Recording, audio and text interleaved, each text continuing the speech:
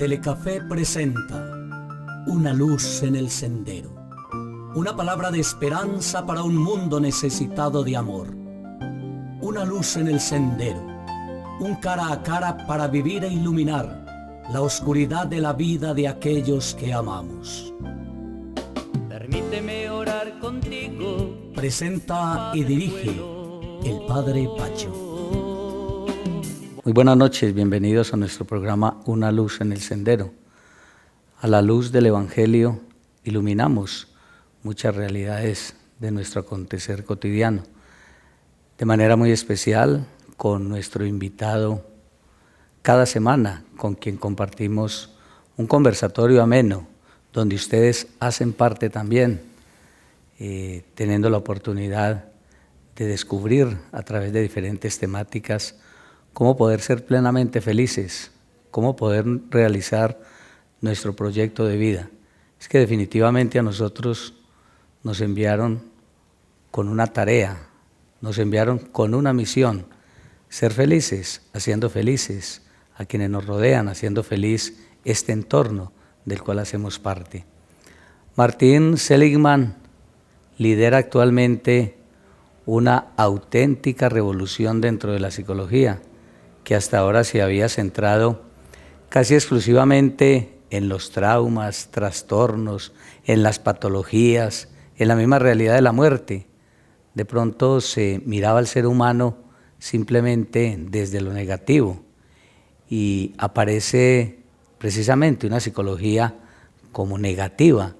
Y Seligman ha fundado un movimiento de aquella psicología positiva que estudia las emociones placenteras, el desarrollo de las virtudes y sobre todo la búsqueda de la felicidad. Alguna vez le preguntaban cuál es entonces su receta para la felicidad y él hablaba de tres realidades muy puntuales: la vida placentera, la vida buena y la vida con sentido. Y yo pienso que es una de las temáticas que vamos a tratar en la noche de hoy y que yo estoy seguro que con el invitado que hemos querido tener en la noche de hoy vamos a poder compartir todo este tema que tiene que ver con la posibilidad que tiene el ser humano de realizarse plenamente dentro de su humanidad. Es una persona que ya en otras oportunidades ha estado con nosotros, es todo un académico, todo un hombre que a través de su experiencia profesional también ha hecho su propio proyecto para poder ayudar a muchas personas a ser plenamente felices. El doctor René Fernando Chisco Ríos, psicólogo, un hombre que durante muchos años ha permitido que a través de sus experiencias, muchos hombres y mujeres, podamos saborear la felicidad. ¿Cómo se siente, doctor? De muchas maneras, en este momento muy complacido de estar aquí, acompañándolo en este pedazo del sendero que está recorriendo. Y frente a ese sentir, a ese estado de ánimo, yo quiero decirle a usted y a los televidentes que me siento maravilloso, estupendo, increíble, colosal, engrandecido, bendecido, jubiloso, inmarcesible, genial, apoteósico, como un bólido, fantástico, enaltecido, victorioso, más vivo que nunca, fenomenal, de cosecha, gigante, espectacular, iluminado de perlas, inmaculado, enrutado, fortalecido, dinámico, pleno, exudo amor, encumbrado, invencible, vibrante, excitado, entusiasmado, complacido, inmenso, rebosante, espléndido, resplandeciente, magnífico, radiante. No había estado mejor, volcánico, corajudo, digno, fascinado, de lujo, propositivo, proactivo, creativo, de plácemes, animado, excelso, único, bacanísimo, chéverísimo, súper. Si estuve mejor, no me acuerdo. Pero ese sí es un lenguaje común de la gente, ¿o no? No, padre. Déjeme decirle que que esa es la ambición, ese es el deseo, ese es mi deseo permanente de contagiar a las personas con un lenguaje que nos empiece a construir una perspectiva y una percepción de la vida acorde con la misión que vinimos a cumplir en este mundo, que es la de ser felices. Nosotros estamos atravesados culturalmente, y así lo muestra el contexto, por la desgracia. Nuestra música apunta a eso, nuestros noticieros apuntan a eso. De alguna manera, pareciera que gozáramos en medio del sufrimiento, como si el sufrimiento se convirtiera de alguna manera en un alimento para nosotros refregarnos o ponernos encima de nosotros nuestras propias desgracias, nuestras infelicidades como padres, como hijos, como hermanos. No es un lenguaje común, Padre. Se encuentra uno la gente en la calle, ¿cómo estás? En la lucha, como llevados, como en una amargura, en un sinsentido. Regular 3/4, me siento como cuando usted era pobre, y una que conocí hace un tiempo, que dice, me siento como 3 en burro y a mí me tocó en la cola. Yo escuché eso y me dio risa. Yo dije que hay tanta creatividad para hablar acerca del sufrimiento, como existe mucha creatividad en nuestro país para hacer el mal. Y yo me pregunto, ¿y dónde está esa creatividad para diseñar una vida feliz? Y es que se puede ser feliz en medio del sufrimiento, como en esa realidad como tan estoica. Sí. La psicología habla de algo que se llama resiliencia. Y esa resiliencia nosotros la hemos visto manifiesta en varias películas y en varios libros. Hay una psicóloga nuestra colombiana que se llama Carmen Escayón, que habla acerca de ese tema y cuenta historias muy relevantes acerca de lo que significa crecer en medio del dolor. Los que vimos Corazón Valiente con Mel Gibson, sabemos que allí en ese hombre hay un levantarse desde el pantano, desde las cenizas, en medio del sufrimiento que causa perder a quien se ama, y a partir de allí establecer una misión. Sí, hay personas que han sido capaces de levantarse en medio del dolor y de disfrutar una experiencia de felicidad. Sí lo hay. Pero de alguna manera no es el mejor sendero. A ver, en nuestro contexto social, en nuestra Colombia, yo me he encontrado con muchos casos históricos en donde las personas, en donde nuestros colombianos, incluso Miguel de Subiría lo mencionan en alguna de sus conferencias y de sus libros, que Colombia es por naturaleza un país feliz, un país que es capaz de disfrutarse un derrumbe, de disfrutarse una avalancha. Sí. La gente está en medio de la avalancha pelando los dientes. Y uno dice, ¿cómo hace el colombiano para hacer eso? Y tal vez, de alguna manera podríamos decir que Colombia es un país muy folclórico. Y tal vez es ese folclore el que permite que en algunos aspectos de la vida se logre alcanzar esa felicidad, o al menos esa felicidad temporal, como un chispazo, como una estrella fugaz. Usted, René, es una persona feliz. Trabajo en eso todos los días, Padre, a través de algo que llamo estar consciente, dándome cuenta del rostro que llevo, de la mirada que llevo. Porque cuando miro a mi alrededor, me encuentro con que hay personas que van por la calle y no son conscientes de la mirada, de la actitud, del gesto, del ademán que llevan. Y a veces esas personas te espantan, te asustan. En algún momento yo mencionaba que qué importante sería tener todas las fachadas de las casas revocadas con espejos, para que, aunque se alborotara un poco la vanidad, las personas se vieran obligadas a sonreír.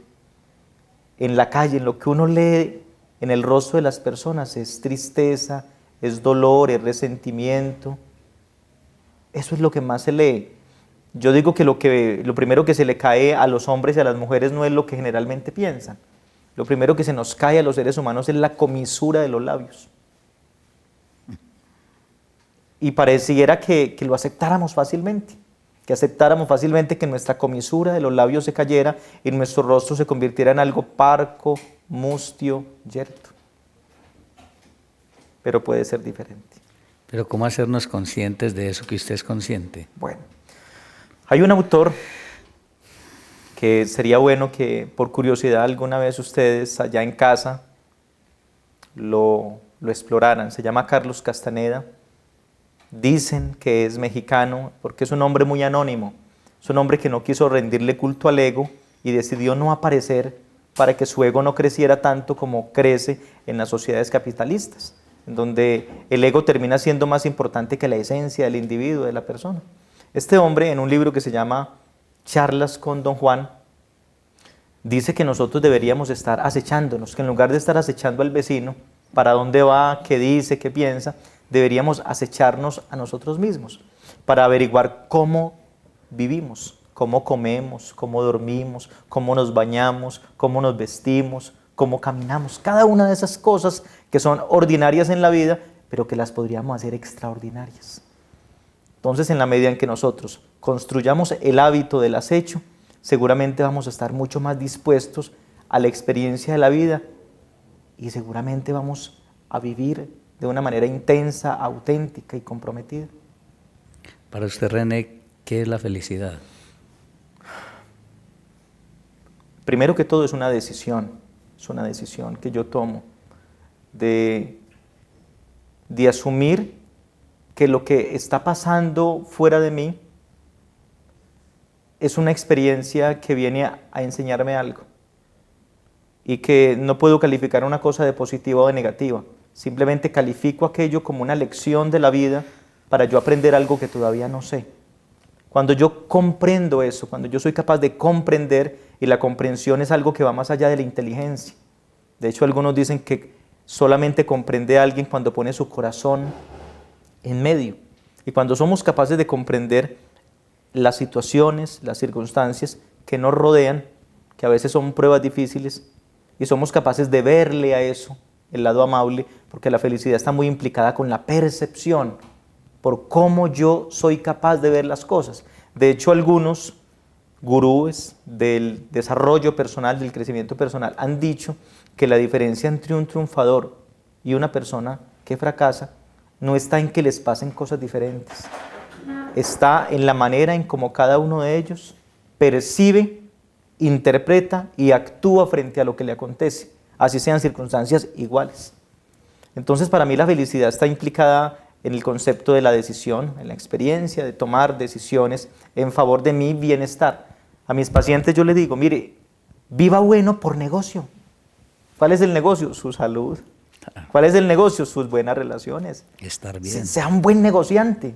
Y si usted es un buen negociante con la vida lo va a premiar, le va a dar regalos.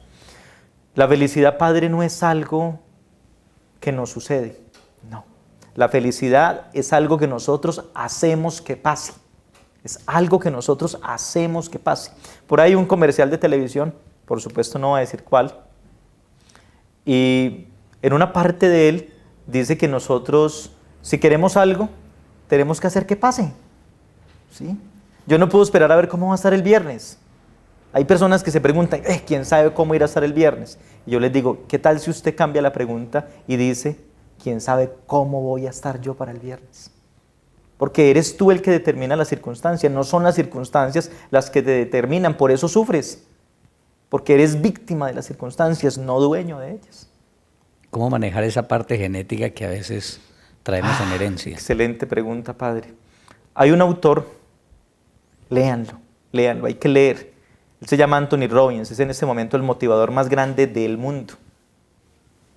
Él es coach, él es entrenador de presidentes, amigo personal de grandes celebridades en todo el mundo. Y este hombre tiene una frase en un libro muy bello que se llama Controle su destino. Y esa frase es, la sociedad puede predecirnos, pero nosotros podemos determinarnos. En palabras más sencillas y haciéndolo más paisa al entendimiento de todos, yo diría que cada uno de los que están allá observando este programa, de nosotros que estamos aquí, hemos sido programados involuntaria e inconscientemente. Es decir, hubo un momento en nuestra historia cuando éramos bebés, antes, cuando estábamos en el vientre de nuestra madre, que no teníamos voluntad ni conciencia. Éramos juguetes del destino tal vez o de las personas que estaban a nuestro alrededor, tal vez con las mejores intenciones. Ellos, pretendiendo hacer lo mejor, en muchas oportunidades se equivocaron e hicieron de nosotros personas negativas, personas pesimistas, personas temerosas, personas frustradas, personas resentidas. Pero llega un momento al que todos tenemos derecho, y es una función cognitiva, pertenece a nuestro desarrollo cognitivo, y esa parte se llama nacer a la conciencia. Todos tenemos ese momento algunos lo llaman el despertar del ser.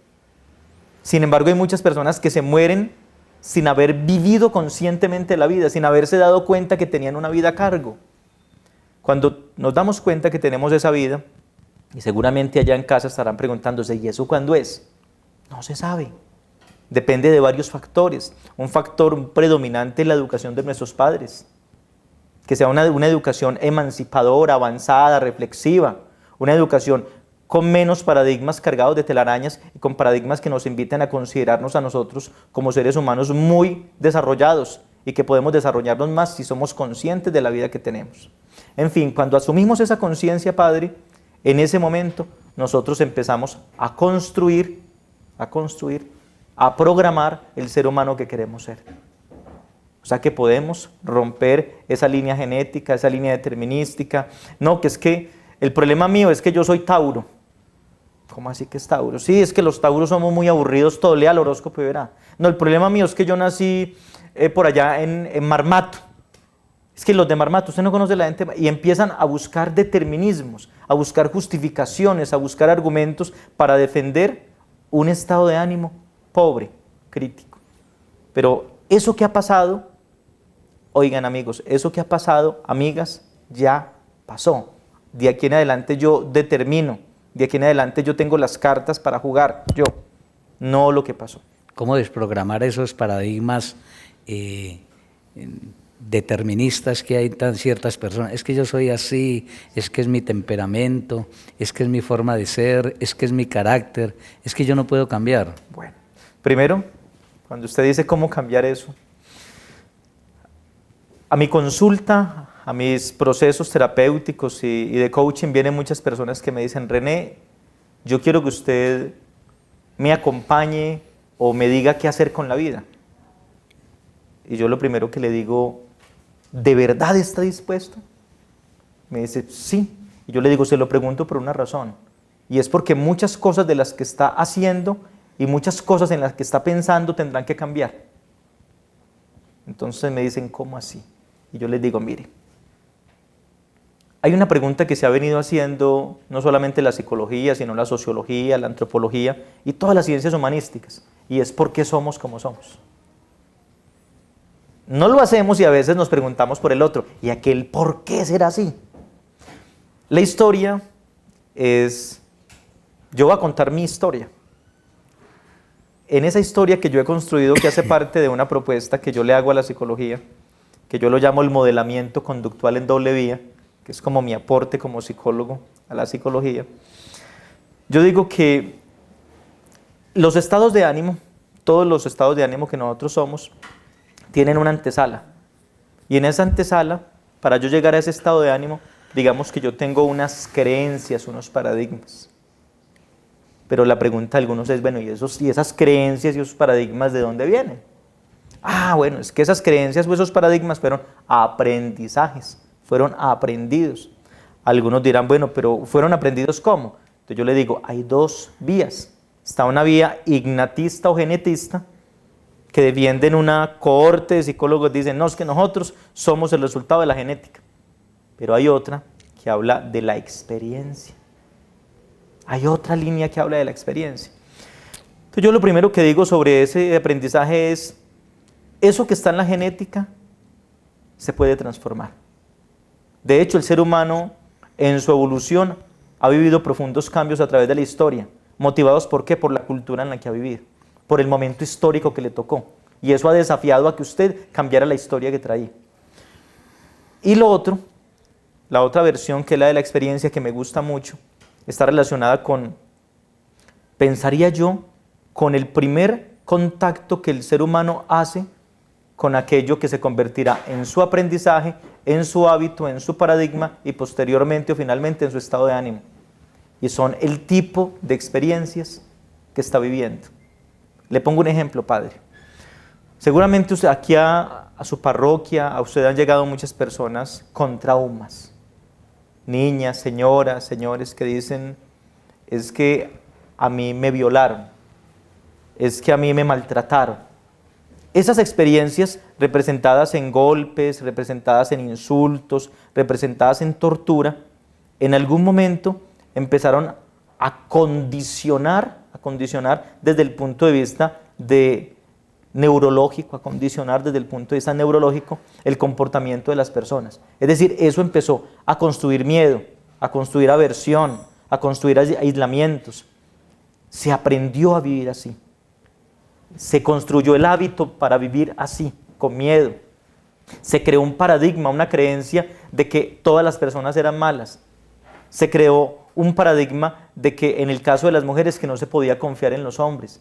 Y de allí nacieron cualquier cantidad de otras experiencias de vida, en donde las mujeres, por ejemplo, deciden no tener más relaciones con hombres, porque los hombres son malos. Entonces, yo, desde mi experiencia como psicólogo, lo que les digo a las personas que van a este proceso es, vamos a rediseñar la calidad de sus experiencias. Si ha vivido malas y está con ellas y ellas son las protagonistas de su vida, construyamos buenas. Vamos a hacer un listado de las mejores. O usted me va a decir, me va a recordar, me va a evocar cuáles fueron las 10 experiencias más lindas de su vida. Y con esas experiencias y la ayuda de una técnica que se llama la programación neurolingüística, yo lo puedo anclar. Para los que están allá y de pronto digan, ¿qué será eso de anclar? Yo puedo decirles que anclar es muy parecido como cuando usted recibe una llamada a las 3 de la mañana. Usted se levanta soñoliento, contesta y la llamada es dramática, es una mala noticia. ¿Qué pasa cuando usted, meses después, recibe una llamada a las 3 de la mañana? ¿Qué se imagina usted? ¿Verdad que se imagina que es una llamada terrible, que es una mala noticia? Ese es un anclaje por el oído, pero también hay anclajes visuales. Cuando ustedes ven algo que es muy terrible, que dicen fue impresionante, si llevamos eso al término, al escenario de la litografía y la tipografía, que es una impresión, algo que se fija, que se pega. En este caso se pegó ¿a dónde? A su memoria, quedó allí fijo. Esas cosas crean anclajes en nosotros, pero la mayoría de nuestros anclajes son anclajes negativos. Yo les aseguro que podemos construir anclajes positivos, que podemos desbaratar todos esos anclajes y cambiarlos por unos que nos sirvan para lo que estamos buscando en la vida, que es ser más felices. ¿Por qué la psicología durante mucho tiempo siempre tuvo ese anclaje en una psicología negativa, desde la misma visión freudiana de cuáles son los traumas, qué es lo que sufre el ser humano? ¿Por qué siempre se inclinó como en esa línea de mirarle como la parte negativa del ser humano? Yo creo que la psicología, que es una ciencia aún muy joven, padre, la psicología alcanza a ser ciencia a finales del siglo XVIII, ¿sí? Y alcanza a ser ciencia, o en ese momento empieza como su peregrinaje para convertirse en ciencia, algo que no fue que no fue proceso de un día, sino de años para lograrlo, para lograr entrar en el pensamiento científico, en las escuelas científicas. Cuando ella lo logra, lo que está buscando resolver en ese momento el mundo, las instituciones de poder, es cómo controlar a ese ser humano.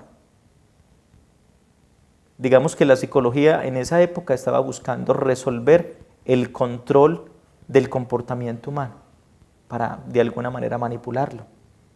Entonces, los encargados de patrocinar todas estas investigaciones o de al menos permitirlas, eran personas que estaban muy relacionadas con el poder y que querían tener control sobre el ser humano. Y veían a ese ser humano como un ser humano inacabado, como un ser humano lleno de debilidades, de limitaciones, un ser que todavía le faltaba crecer, un ser que todavía le faltaba evolucionar lo suficiente. Y se empezaron a enfocar en qué era lo que hacía que ese ser humano no viviera a plenitud su experiencia de vida ni a nivel individual ni a nivel grupal, a nivel de la familia, a nivel de la sociedad. Entonces, digamos que el primer ejercicio con el que se encontraron, en el caso de Freud, por ejemplo, de buscar por qué ese ser humano adulto sufre, entonces en lugar de decir, bueno, sufre porque ha tenido una experiencia negativa, pero pensemos ya en las positivas. No, indaguemos en qué fue lo que le pasó y cómo lo maltrataron y cómo le hicieron. Y en una de las críticas que hace un autor que aquí lo traje en un libro que se llama Jorge Bucay, es que estábamos tan ocupados en buscar dónde estaba el ser humano enfermo que nos olvidamos de potenciarlo, que nos olvidamos de decirle, venga, eso que sucedió de verdad, que es triste, que es difícil, pero las cosas pueden cambiar. No, nos quedamos echándole sal a la herida. Y la competencia, digamos, de los primeros enfoques de la psicología estuvo ahí, en resolver qué hacer para modelar ese individuo para una sociedad, para que fuera controlable en la sociedad. Y de averiguar, como en el psicoanálisis, que la crítica, como estaba mencionando, es, ¿qué me gano yo con saber por qué soy así? Yo lo que necesito saber es cómo hago para no ser así. El por qué no me sirve para nada. El que yo sepa que soy mal geniado, el que yo sepa que soy tímido porque mi papá o mi mamá abusaban de mí, no me sirve. Yo necesito saber es cómo salgo de allá. A partir del año 1975, remándonos a los 80, Carl Rogers y Abraham Maslow, que incluso el padre Aníbal, conocido suyo, que aquí lo dice en el programa, tengo entendido que es de la escuela de Carl Rogers. Sí. Él es de esa escuela, y esa es la escuela humanista, que fue, digamos, una de las primeras luces bellas, positivas, que tuvo la psicología en un renacer, que era el que necesitaba para sacar a este mundo del caos en el que estaba viviendo. Una psicología que retoma el concepto de la esperanza, que vuelve a retomar el concepto incluso de Dios como un ente o como un protagonista importante en el desarrollo de la existencia y de la felicidad humana. Entonces ellos, digamos que son los responsables de mirar al ser humano con otros ojos y mirar de él lo que vale la pena para su desarrollo como individuo. Ya esa psicología positiva se empieza a mirar desde qué época. Martin Seligman y Mihaly Csikszentmihalyi hacen sus aportes a finales, los últimos 5 o 10 años del siglo pasado, entre 1990 y el 2000, ellos empiezan a mandar sus primeros escritos, tímidamente, porque como hablábamos ahora detrás de cámaras, la felicidad, la dicha humana, el placer, la plenitud humana, eran temas aleatorios o temas no tocados por la psicología porque eran considerados muy parecidos al alma. Y como el alma no se podía medir, no se podía tocar, se pensaba que tampoco la felicidad se podía medir y tocar. Martin Seligman descubre que sí. Y lo promulga en un libro que se llama Felicidad Auténtica, del cual usted hacía mención hace un rato. Y Mihaly Csikszentmihalyi lo hace a través de un libro que se llama Fluir, una psicología de la felicidad. Entre otras cosas, esa palabra fluir, pues aprovecho para mencionarle, Padre, y a los televidentes, que de todas las criaturas que habitan la tierra, hablemos por ahora de la tierra, aunque por ahí dicen que fuera de la tierra hay otras criaturas, que no estamos tan solos y no somos tan únicos como pensábamos. De todas las criaturas, la única que sufre para ser ella misma, para ser auténtica, para proyectar su propia esencia como tal, es el ser humano. Yo jamás he visto un gato preocupándose por perseguir ser gato, por demostrar que es un gato. El gato es gato, él fluye, como fluye el agua del manantial. Nosotros no. ¿Y qué no nos deja fluir? El ego que creamos, la apariencia que nos invita a ser otra cosa diferente a la que somos. Y ahí es donde está la trampa del sufrimiento, Padre. Ahí hay un gran dolor, porque estamos buscando aparentar ser lo que no somos. Y por esa razón es que le tenemos miedo al fracaso, le tenemos miedo al ridículo. Y esa es una pérdida grande. Yo diría que es la pérdida que invita al ser humano a sufrir tanto, a tener tanto dolor. Estamos con el doctor René Fernando Chisco Ríos en un tema maravilloso que estoy seguro estamos disfrutando todos en la noche de hoy, una psicología para la felicidad. Vamos a un pequeño receso y regresamos nuevamente con este ameno y enriquecedor conversatorio con René Fernando. Ya regresamos.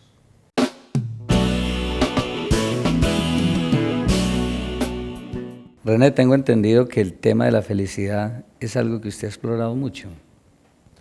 Sí, padre. Es un tema que más allá de convertirse en una temática intelectual, se ha convertido en una búsqueda de experiencias, de buscar gente feliz y de indagarlas acerca de qué las hace felices, por qué son felices si a la luz de la sociedad podrían tener argumentos para no serlo. Y tal vez yo en algunos momentos de mi vida he estado a punto de renunciar a esa filosofía de vida por pruebas diferentes que la vida me ha puesto para que crezca y aprenda. Y todo eso me ha llevado a aferrarme tal vez más al tema, a querer conocer más de él de mano de personas que lo han investigado científicamente, como las que ya mencionamos, y también de personas que tienen un estilo de vida feliz. Eso es lo que he venido haciendo y lo he venido promulgando en mi labor como docente. Creo que esa fue la sensación que dejé. Alguien alguna vez me decía: usted, ¿qué le deja a sus estudiantes? Yo les digo: la pasión por la vida, el saborearse la vida. Hay una escena de una película muy bella, la protagonista al final, en un primerísimo plano, nos pregunta al público: ¿a qué te sabe tu vida? Y varias veces me he saboreado y he encontrado duraznos en almíbar, y he encontrado fresas con crema allí, y he encontrado postre de las 3 leches, he encontrado muchas cosas que he saboreado con gusto. ¿Por qué no retomamos, René, un poquito estos autores de los cuales hablábamos ahora y las teorías y un poquito los libros que ellos nos han dejado? Bueno, Martin Seligman, en su libro Felicidad Auténtica, él empieza a hacer un ejercicio en las universidades tocando el tema de una manera todavía muy, muy sutil, como para no generar aversión de parte de públicos que a veces buscan temas muy científicos, buscan algo a veces incluso traído de los cabellos como para sorprenderse. Y el tema de la felicidad se lo han dejado mucho a la filosofía o se lo han dejado mucho a la charlatanería. Sin embargo, él quiso ponerlo en el pináculo de la cientificidad y para eso se puso en la tarea de investigar qué era lo que hacía que las personas fueran felices. Y a lo primero que le apostó él fue a la capacidad de asombro, que no era un tema nuevo. Ya Aristóteles se había metido con ese tema en Grecia, el mismo Sócrates cuando hablaban de la contemplación. De hecho, hay un debate en estos diálogos de Platón muy bonito, donde se toca el tema de una manera frontal, directa.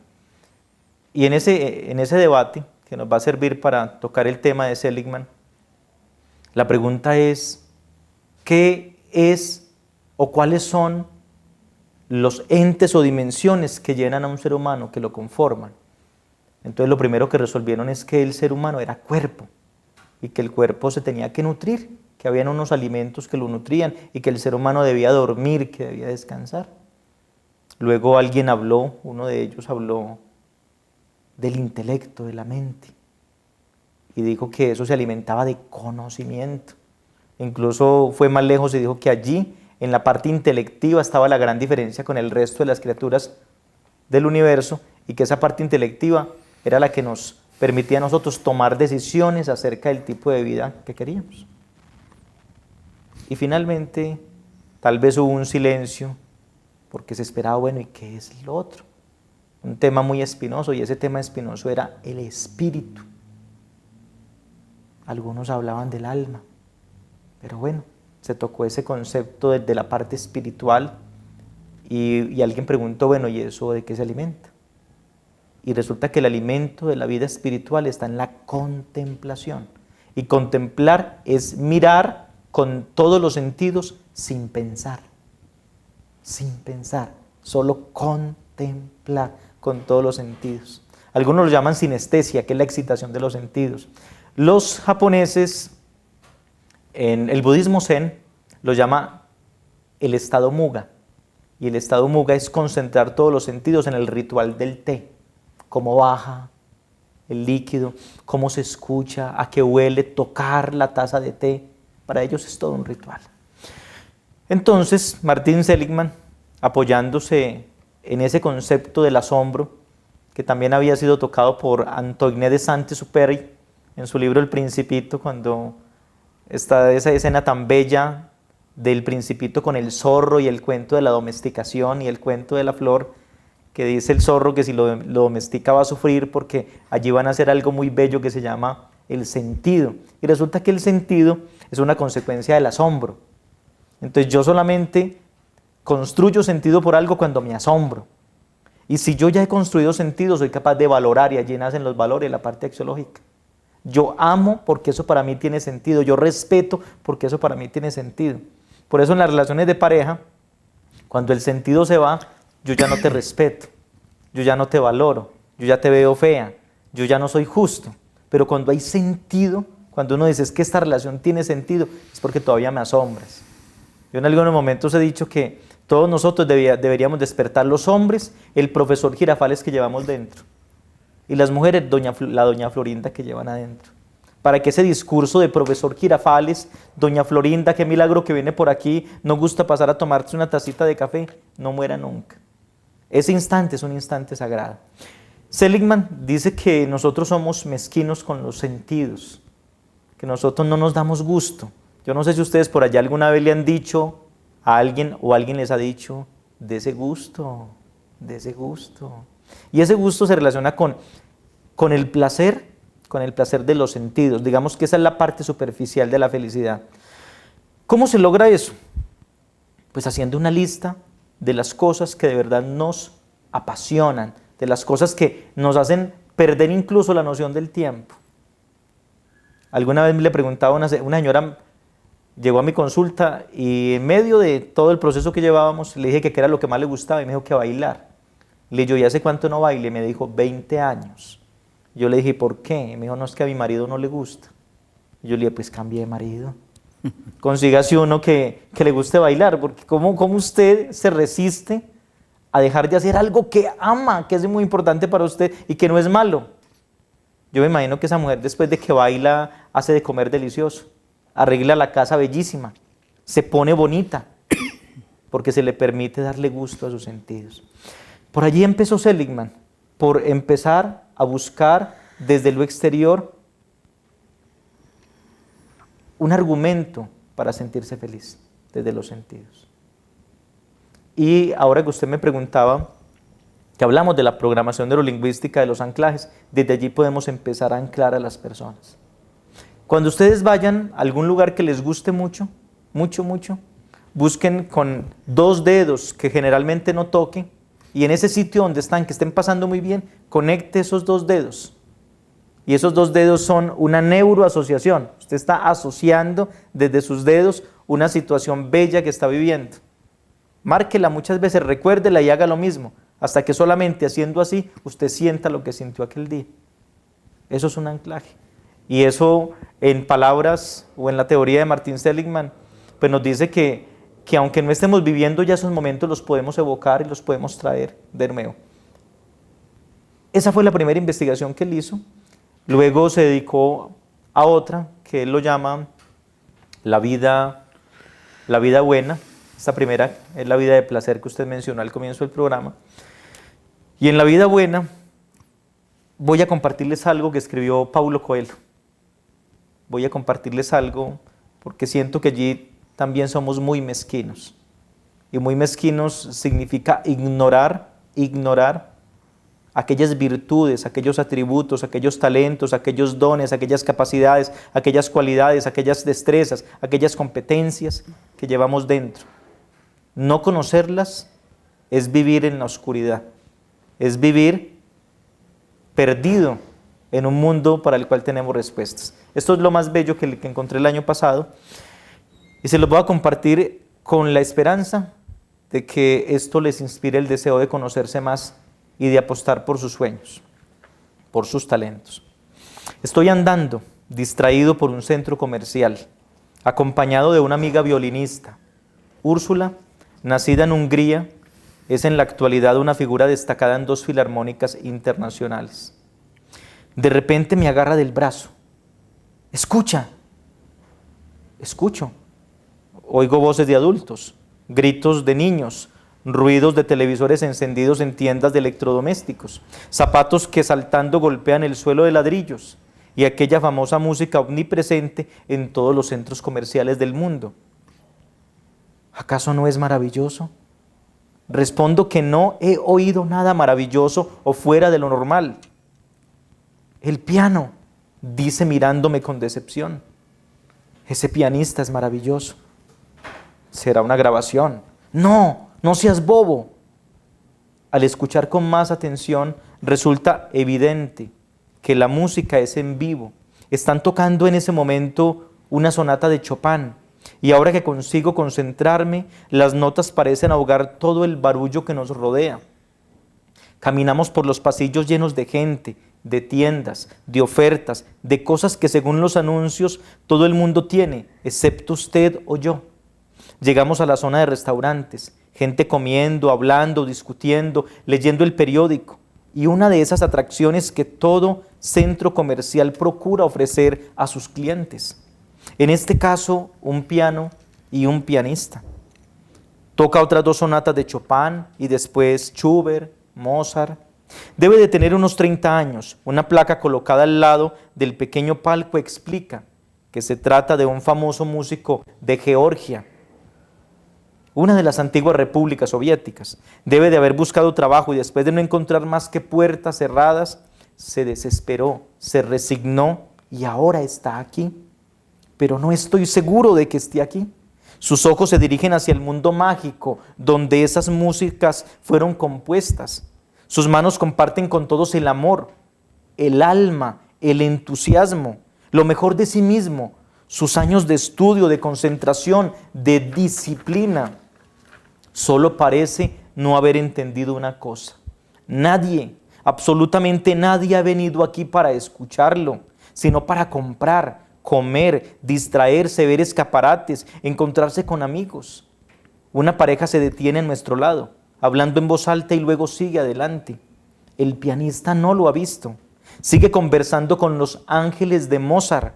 Tampoco ha visto que hay una audiencia de 2 personas, una de las cuales, virtuosa del violín, lo escucha con lágrimas en los ojos. Recuerdo una capilla donde una vez entré por casualidad y vi a una joven tocando para Dios. Pero era una capilla y aquello tenía sentido. En este caso nadie lo oye, tal vez ni siquiera el mismo Dios. Mentira, qué blasfemia, Dios lo oye. Dios está en el alma y en las manos de este hombre, porque está dando lo mejor de sí mismo, sin importar ningún reconocimiento ni el dinero que reciba. Toca como si estuviese en la Scala de Milán o en la Ópera de París. Toca porque ese es su destino, su alegría, su razón de vivir. Me embarga una sensación de profunda reverencia, de profundo respeto por un hombre que en este momento me está recordando una lección importantísima. Cada uno tiene una leyenda personal que cumplir y punto final. No importa si los demás te apoyan, te critican, no te hacen caso o te toleran. Tú haces aquello porque ese es tu destino en este mundo. Es la fuente de toda tu alegría.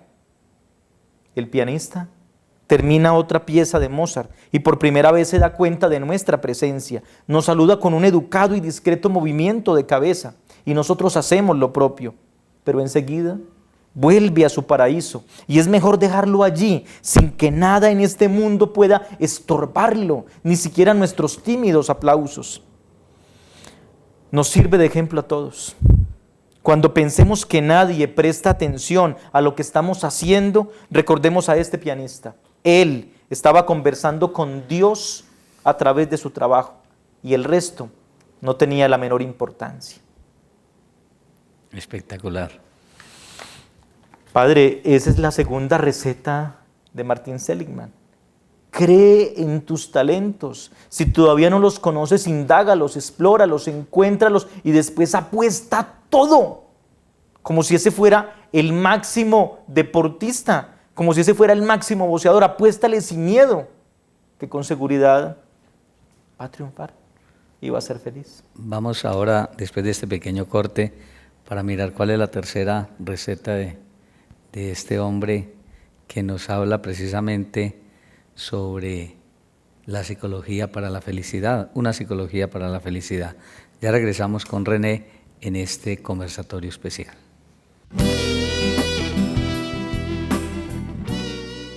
¿Cuál es esa tercera receta que nos habla este hombre maravilloso de la psicología positiva? Bueno, esa tercera receta, antes de soltarla, debo decirles que si tienen miedo, si han tenido miedo, el miedo tiene antídotos. Y uno de los antídotos más importantes de todos es el amor. El amor. El amor a Dios, los que creemos en Él.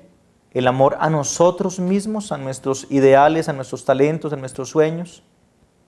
Pero viene aquí la receta número 3 de Martin Seligman. Y es el amor a una causa, a servir. Cuando uno escucha, ve en los videos a la Madre Teresa, a esa mujer le brota, le fluye por sus ojos, por su rostro, por sus labios, un gran sentimiento de amor que es el que le permite a ella brindar y prestar un verdadero servicio. Si alguna vez han servido a alguien o a algo, seguramente saben qué sensación se produce. Seguramente saben cómo nos inundamos de dicha y felicidad y cómo también seguramente saben que somos más felices que incluso aquel a quien servimos. ¿Usted alguna vez ha sido infeliz? Sí, padre, seguramente sí, lo fui. En mis 18 años estuve a punto de cortar el hilo de mi vida. No le encontraba sentido a esto, no le encontraba el sabor a esto. Por fortuna, algo muy importante, como en la película Titanic, me estiró la mano y me quitó de la proa y me alejó de algo que todavía no tenía por qué vivir, porque todavía me faltaba mucho. Y en ese mucho estaba el encuentro con la felicidad. Recuerden, amigos y amigas que están viendo este programa, cuando les pregunte que si son felices, saboréense y esperen un poco para hacer un análisis por todo lo que comprende su vida. Su vida no es solamente su cuerpo, su vida no es solamente su conocimiento, su inteligencia, su vida no es solamente su parte espiritual, su vida no es solamente su parte social. Nosotros somos un todo y hablar de felicidad implica estar en armonía con todas nuestras dimensiones. Esa es la tarea. Y es una tarea que cada uno de nosotros pues tiene que asumir en su propia existencia. Sí, es una tarea que trae recompensas, se los aseguro. Una de las mejores de ellas es que algún día ustedes puedan, al final de su existencia, decirse, me siento encantado de haberme conocido. ¿Qué significa para René la palabra fluir? Fluir. Fluir es dejar salir sin tropiezo, dejar salir sin limitaciones, sin fronteras, lo que sentimos de manera auténtica, lo que pensamos de manera auténtica, pero todo eso relacionado con aquello que nos hace seres mágicos, sensibles, sensitivos, como lo diría Chopra en uno de sus libros, verdaderos alquimistas. Ese fluir para mí, cada que pienso en esa palabra, pienso en los artistas. De ello hablaremos después en otro programa, pensando en el libro del doctor Mihaly, Csikszentmihalyi, cuando él habla de una psicología de la felicidad, de fluir, una psicología de la felicidad, y nos pone a pensar en aquello que nos hace perder la noción del tiempo. Cuando no sabemos si son las 3 de la tarde o las 3 de la mañana. Cuando no sabemos si ya desayunamos o almorzamos porque estamos en un estado de sublimación absoluta donde incluso perdemos contacto con lo terrenal y nos vamos en un viaje por lo espiritual. Eso es fluir para mí. De verdad que muy contentos de poder compartir contigo todas estas temáticas, y yo quisiera hacerle como una propuesta muy especial, y es que nos pudiéramos encontrar cada último sábado de mes compartiendo todos estos temas que me parecía a mí que son de un interés importantísimo. Yo no sé si tienes la posibilidad o el tiempo para que le regaláramos como a la comunidad siquiera un programa mensual donde pudiéramos compartir, siguiéramos profundizando este tema de la felicidad y cantidad de temas que tú has abordado dentro de tu experiencia como ser humano y como psicólogo. Acepto inevitable e irrefutablemente. Padre, yo quiero que la gente sienta lo que tanto usted como yo venimos sintiendo hace mucho tiempo, y es ese estado de plenitud, un goce máximo que sabemos que se puede construir y que tenemos las pautas, solamente que esas pautas, como diría Dale Carnegie en su libro Cómo suprimir las preocupaciones, siempre han estado ahí, como los 10 mandamientos. ¿Qué nos falta? Acción, actuar, hacerlo. Por supuesto que sí, Padre. Aquí lo acompañaré y buscaré el espacio, crearé el espacio para que nos encontremos. Se habla mucho de las recetas, como las que nos acaba de hablar este autor del cual hablas, ya dentro de una realidad muy experiencial tuya. La gente siempre le dice a uno, y seguro como cuando tú tienes las consultas, la gente siempre le dice a uno, dame unas receticas, deme como unas pautas así para la felicidad. ¿Son posibles? Sí, claro, Padre. La primera que les quiero compartir hoy es: empiece bien su día. Saque un espacio todas las mañanas para meditar. La meditación puede ser dirigida, puede ser a través de un CD, de un cassette, de algo que alguien haya grabado y que lo haya llamado meditación, y que sea una meditación positiva. Si no lo tiene así, usted puede meditar solo, y meditar solo implica solamente estar en silencio, buscando lo mejor de sí y proyectándose al día. Lo otro, ponga en funcionamiento su cuerpo, muévalo, que su cuerpo se caliente, para que su cuerpo esté dispuesto como un vehículo, como la máquina que usted necesita para conquistar el mundo. Lo tercero, un truco muy importante, es, si es católico, léase un salmo en la mañana. Si no, léase una página de un libro positivo, un libro que le guste. Lo otro muy importante, fíjese en la ropa que se va a poner. Cuando yo era niño me decía mi papá y mi mamá que había ropa que era para los domingos. No va a poner a pantalón que el pantalón del domingo. Yo los quiero invitar a que a partir de hoy se vistan todos los días como si fuera domingo. Que no subestimen ni desprecien ningún día. Todos los días son de fiesta. Todos los días son de fiesta, son una fiesta. Empiecen por ahí y tengan un libreto de estímulos, algo que los motive diariamente. A mí me motiva profundamente una canción de Celia Cruz. Cuando siento que estoy un poco decaído, digo, aquí necesito ríe, llora, o necesito la vida es un carnaval, necesito salir. Pero empiece bien su día, que cuando usted salga a la calle, incluso la gente se sorprenda con usted, se sorprenda por la forma en que mira, la forma en que camina. Esté consciente de su postura, de la vida que va a empezar en cada mañana. Yo le aseguro resultados. Luego hablaremos de otras cosas como el mapa de la fortuna, el mandala de la felicidad, cosas que a mí me han funcionado y que sé que les pueden funcionar a ustedes allá en casa.